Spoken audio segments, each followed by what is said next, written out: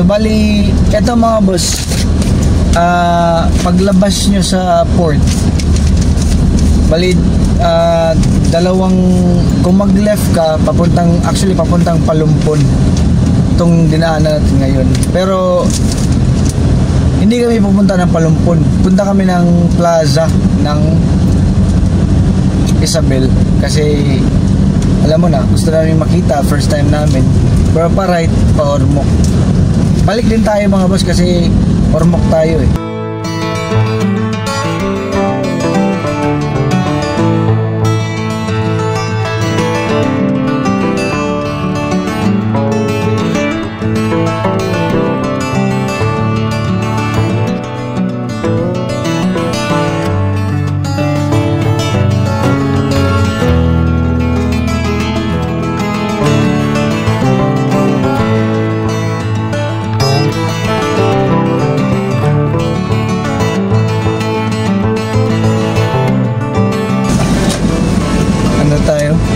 Ikot-ikot sa Isabel. Turn left to stay on Osmeña Bali, Street. i-ano muna natin mga boss. Ano natin? Pakiramdaman ang lugar. Kumbaga, pakiramdaman. Ano mga boss? Naghahanap talaga kami ng ulam mga boss. Bili kami ng fried chicken mga boss. Hanap kami ng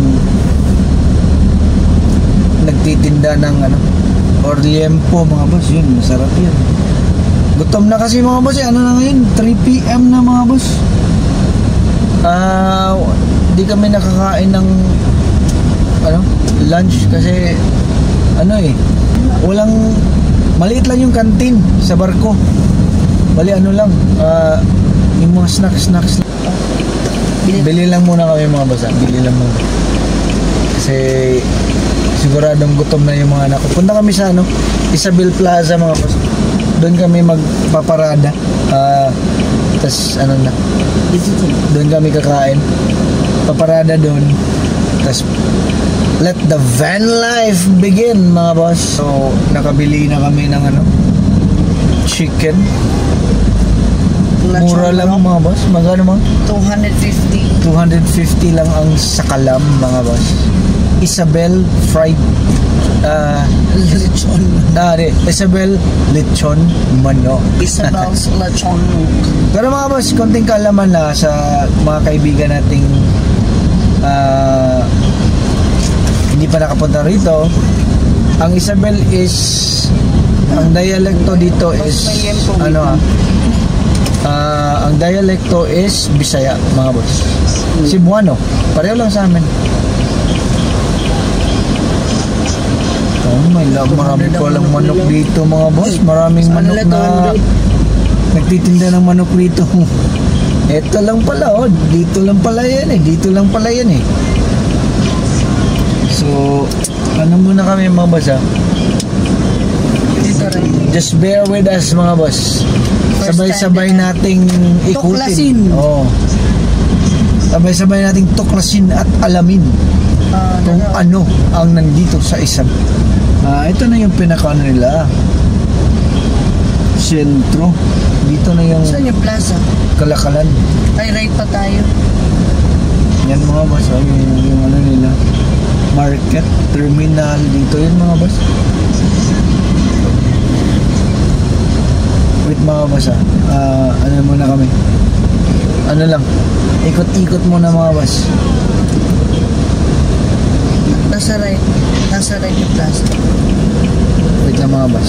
May dito mga Rojas Street. Narinig ko lang Rojas Street dito. Parang ito na yung plaza mga boss. Ito na yung kikita ko na mga boss. Pero talagang hanap kami ng baka pwede kami kumain dito mga boss. May parking area naman ng malaki. Sige, kain tayo. Meron naman mga boss dito na kami. Park na lang kami dito mga boss. Park na lang kami dito. Tapos kain. Dito na kami mga boss. Ito na. Public plaza to para pang publiko to mga boss eh. So para sa atin to mga boss. Dito na. Dito na kami. Wait. Hanap kami ng... Wait lang mga boss. Wait lang. Okay mga boss. So ano muna kami? Dito na kami mag-lunch. Plaza ng Isabel. Gutom na mga boss eh. Ito. Ano lang, set up kami, nagdala kasi kami ng table. So, set up, tas bili ng chicken. Diretso na yan mga boss, kain na. Touchdown Isabel mga boss, Isabel Town Hall. Ito yung Isabel Plaza. Ano natin, pasyalan ang sariling atin, ang Pilipinas. Ito naman ay sa Leyte, Isabel mga boss. So, bali on the way na kami to Ormoc City. Ano siya mga boss, 50 kilometers galing dito sa Isabel. So bali kung titingnan nyo sa map mga boss, bali para kang pababa papuntang Ormoc. So daan kami ng Ormoc, tas doon kami paakyat na naman papuntang Tacloban. So bali talagang yung goal natin dito mga boss is doon kami matutulog sa Tacloban kasi doon yung maraming namin pasyalan na spots, yung San Manico Bridge, yung Palo MacArthur Landing, nandun yun banda. So ngayon lang, daan-daan tayo sa mga lugar para lang din makakita kayo kung ano yung lugar. Para din sa amin kasi first time namin dito mga boss kaya yun talaga yung ang masasuggest ko mga boss. Kung biyahero kayo tapos nagdala kayo ng sasakyan, daanan nyo na kung yung dapat yung daanan at Lahat ng madadaanan. diba, lahat yung madadaanan at diba, tuklasin natin at i-explore kung kung anong ang ganda ng lugar mga boss, diba? Pagdating namin doon, baka bili kami ng bili kami ng pwedeng lutuin for dinner kasi luto-luto style kami ngayon mga boss. Nagdadepend. Van life tayo mga boss nagtitipid, sabi ng asawa ko yun. At yun nga, van life mode tayo ngayon mga boss.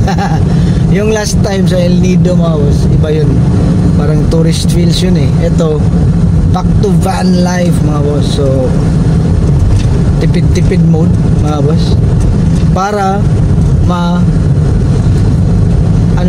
ma-budget natin ng mabuti yung pera natin at marami tayong mapuntahan at ma-explore mga boss, diba? Kasi importante din na yung budget natin, diba? So yun mga boss.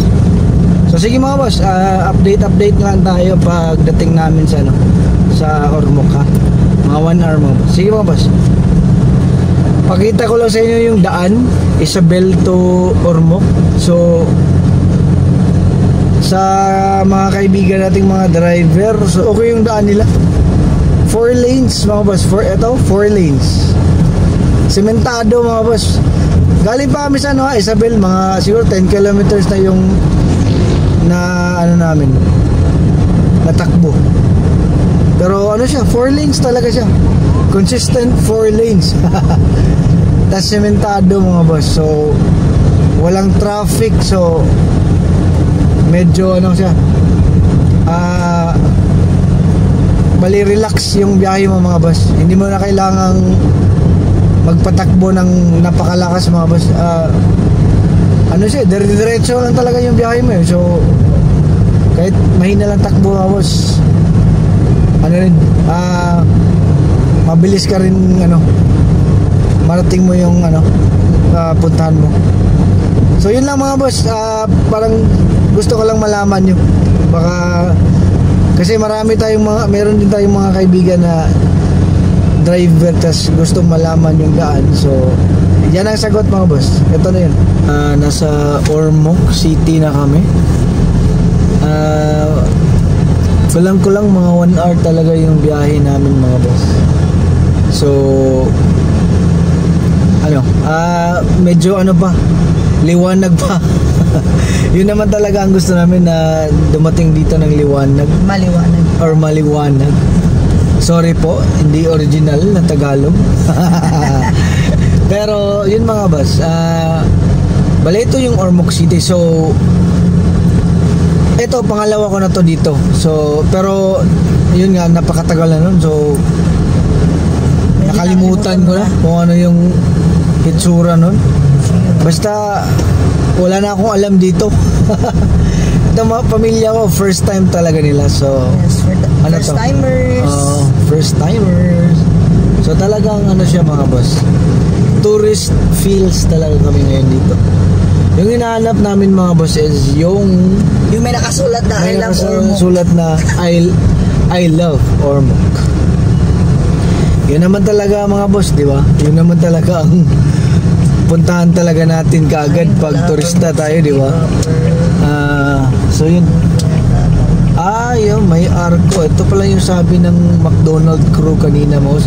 Kasi bumili kami ng McDonald drive-thru mga boss, pagkain ng kids ko para pang dinner na nila. So ito yung sabi niya, dapat mag-left ka dito sa rotonda. You know, may ano sila, parang statue ng family. So parang mag-left ka dito, tapos ito parang iikot ka dito yata mga boss eh. Kasi kapag right ka, parang may sabi siyang iba, parang papuntang ibang lugar. Kalimutan ko mga boss. Sige lang, walang problema yan. Ano tayo? Hawak natin ng oras. Oo. May ano dito boss. Hindi tayo aalis ng Ormoc nang Oo, wala yung picture na yun. So hanapin natin yun mga boss. Sabay nating hanapin mga boss. Tingnan natin mga boss. Parang ito yata eh. Parang may kutob ako na ito yun. May parang ano siya eh. May something. May parang baywalk. Tingnan no, ito parang may baywalk. Tingnan. Ganyan yung mga ano eh, mga plaza eh. May mga baywalk eh. Sige lang mga boss. Try natin. Talagang nakalimutan ko na. Wala talaga. Kasi okay, parang ito yun, Rizal Street to eh. Parang ito yun mga boss. Parang may glimpse sa memory ko. Ito yun, straight sa plaza to mga boss. Ay, boss, may kulay ng SM. Ay, may SM pala dito mga boss. Kulay green. Ayan boss, may SM. Hindi namin alam. Ngayon lang SM Center, Ormoc. Meron pala mga boss. Tapos kulay green. Yun may SM green. Hi. Di ba? First time namin yan mga boss. Meron pala boss. Kasi nga hindi naman na ano lang, kasi di ba yung SM naglalagay ng marker like few kilometers before pagdating sa city. May mga marker yan sila eh, na parang SM pila few kilometers away. Ngayon wala talaga, kaya wala kaming idea. Meron pala tricycle check. Walang kamatayang tricycle check yan mga boss. Yan tricycle nila. So ito yung parang downtown Ormoc mga boss. Ano siya mga boss? Para siyang ano yung parang common natin. Kung taga Luzon ka or taga Visayas ka, parang ano siya ba? Yun bang common denominator natin? Pero siguro siya, para siyang mga boss. Parang luma kasi, lumang syudad eh. Pero okay na din mga boss. Kompleto na eh. Kompleto na yung lugar. Ito na yung mga boss. Yay, nakita na namin. Ito na yun mga boss eh. Ito na yun eh. Ito na talaga yun mga boss. Ito na yung city hall nila. Oo. Ayun city hall nila. Bawal dito mag-stop. Yung simbahan nila. Hanap tayo ng mga boss ha. Pwede doon sa Hanap tayo ng saan mga bahay. makaplastar or Makapark. makapark. Saan kaya ito pwede para ano? Okay. Hindi na nakapunod. Pasok tayo dito mga boss. Ay, mayroon Robinson Supermarket din. Yeah, ito palang Baywalk na. Sakto pala dito mga boss na magano. Ay, parang Naga, no? Oo, parang ano siya. Pero province feels talaga din mga boss. Exit, tapos doon ang entrance sa kabila. Yan oh. Oh, ito pala mga boss oh. Wow! Ito yung pinaka-plaza nila. So, ito talaga yung dapat puntahan. Ormoc City So, talaga. nasa eksaktong lugar tayo. Nasa eksaktong lugar kung saan dapat puntahan, mga boss. Kung first timer ka. Ang daming kainan. Dito pala mga boss eh. Sana dito na kami bumili. Dami pala dito mga boss. Oh, may mga kapihan, ganun. Sige. Ano tayo? Pasyal-pasyal tayo dito mga boss. Para ano na din. May ano din kayo. Experience din kayo. Sabay namin na pasok dito. Pero problema nito mga boss yung parking. Hindi dapat lalagpasan mo kanina. Wait lang mga boss ah.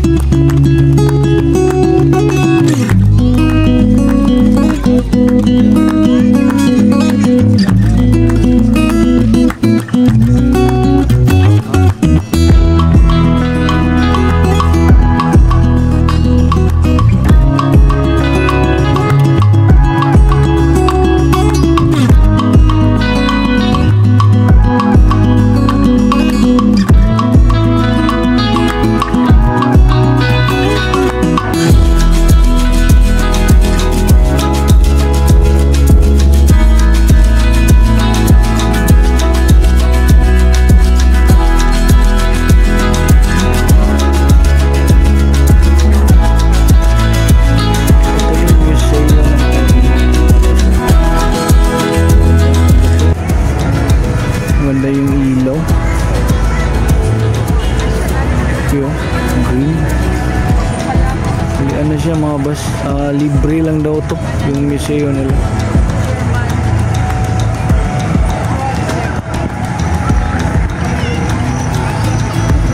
Ito talaga overlooking Baywalk ng Ormoc.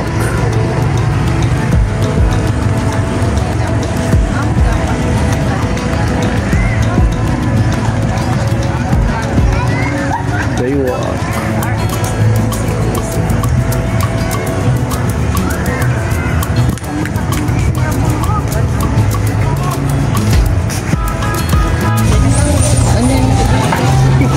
Food park ng Ormoc. Ay, ang dami pagkain. Daming pagkain. Napapasubo na ang bulsa natin dito. Kabibili lang namin mga boss. Bibili na naman. Ito talaga. Tingin-tingin lang muna mga boss.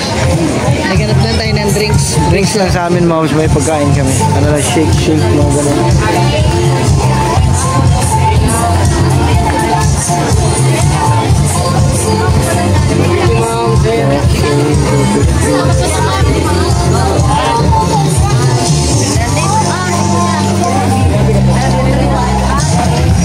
Ayun mga food park talaga mga boss. Food park. Dito.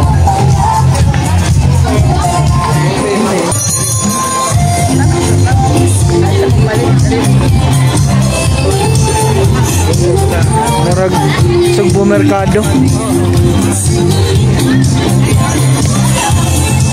Smoking balls.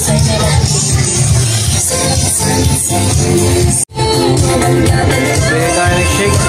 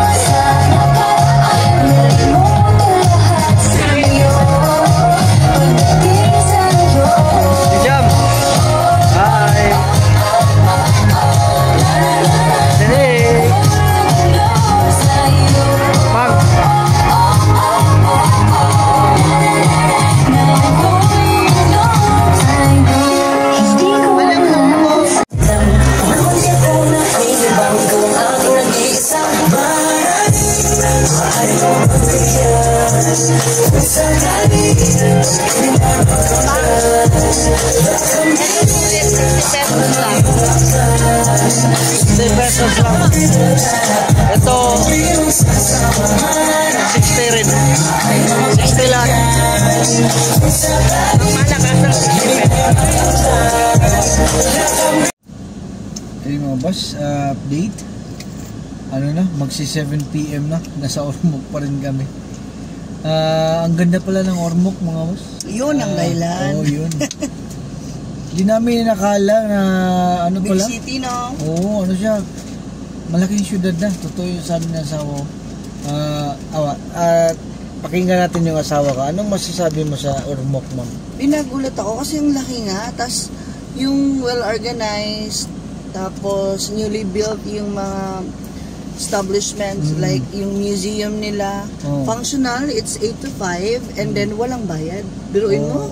Walang bayad. Tapos yung CR nila, yun talaga ang pinaka-importante sa mga biyahero, no, mga turistang tulad natin na dapat malinis and super linis. Amazing.